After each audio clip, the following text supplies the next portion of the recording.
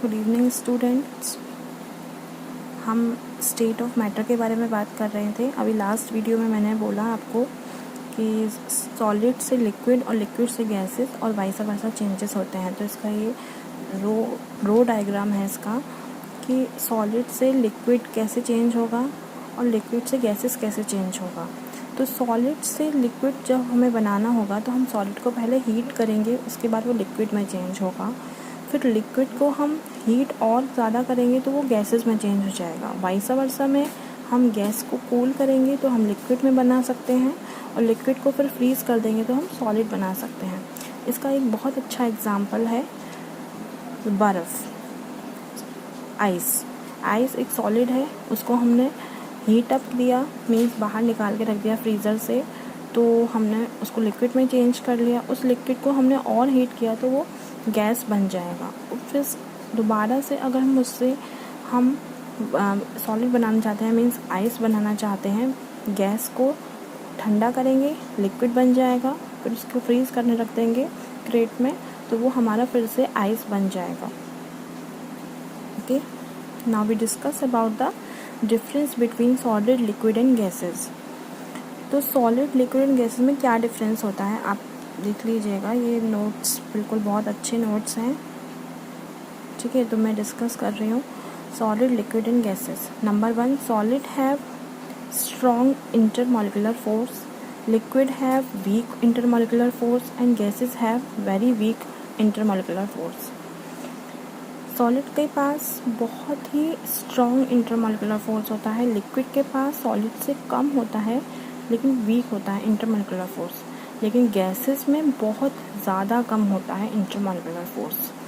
Second point है इसका, it has very less information intermolecular space.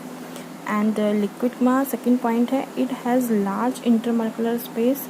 And gases का second point है, it has very large intermolecular space. Solid के बीच में intermolecular space बहुत कम होता है, लिक्विड में बहुत लार्ज होता है, एंड गैसेस के बीच में इंटरमॉलिक्यूलर स्पेस बहुत ज़्यादा लार्ज होता है। थर्ड पॉइंट है इसका, it have definite shape and volume. Solid के पास डेफिनेट शेप और वॉल्यूम होता है, लिक्विड का no definite shape but definite volume. Liquid के कोई भी डेफिनेट शेप नहीं होती लेकिन वॉल्यूम डेफिनेट होता है, हम जिस भी बर्तन में उसको डाल दें वो उसका रूप ले लेता है। थर्ड पॉइंट है इसका, गैसेस का no definite shape and volume. Gases का कोई भी डेफिनेट शेप नहीं होता और कोई भी डेफिनेट वॉल्यूम नहीं होता। फोर्थ पॉइंट है इसका, high density, melting point and boiling point. Melting point और बॉइलिंग पॉइंट के बारे में हम आगे पढ़ेंगे, लेकिन अभी हम इसके बारे में पढ़ रहे हैं हाई डेंसिटी। और इसका डेंसिटी हाई होती है, बॉइलिंग पॉइंट और बॉइलिंग मेल्टिंग पॉइंट ये भी बहुत हाई होता है। लिक्विड का डेंसिटी इन अ